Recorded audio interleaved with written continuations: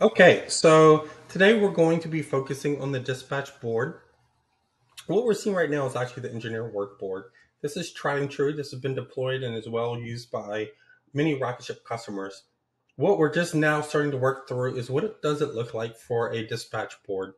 And unlike the other videos, we're really going to open up some input on this one because we're working through what does actually work best for a dispatcher.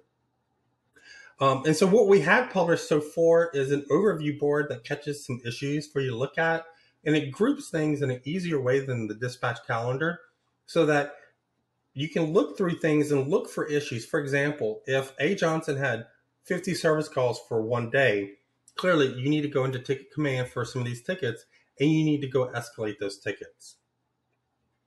The other thing it is highlighting is notice this ticket has a +2. So Rocketship is telling you, look, this ticket has more than one service call for a work event open. You might want to look into that. That's not normal, right? Typically, you're going to have a ticket's going to have one person working it, and they're going to have their next task. It does happen, but it's generally atypical for you to have one or more resources with multiple open service calls working a ticket. And so it's just giving you a warning. Hey, look, you might want to go look at this. This is overbooked, it's overscheduled, what's going on here. And again, it gives you the group view. And the other thing I want to show you as well is the team list. It tells you what teams they're in, what ticket routing rules they're in, and just how many open events. It's important to understand as well what available and unavailable means. This is for PTO.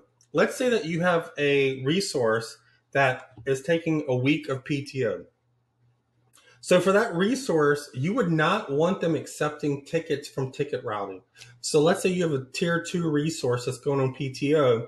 If your tier 1 team escalates tickets, clearly you do not want Allison in tier 2 taking tickets if she's going to be going for a week. You would flag her as unavailable. When you do this, she is no longer available to the ticket routing engine. Now you can continue to schedule her and book appointments because we don't know ahead of time how you want to operate. You may want to book her for some work in a week when she returns.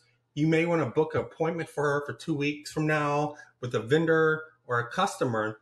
But as far as the ticket routing engine that handles dispatch and escalations, she is persona non grata right now. It will bypass her every single time because it sees her as not being available. We're going to set her back. The last thing you can do from this board is you can actually look and see what another person has on their workboard. So I'm P. Pierce. If I click workboard, it will pop it open, warn you, but it will let you view that person's workboard.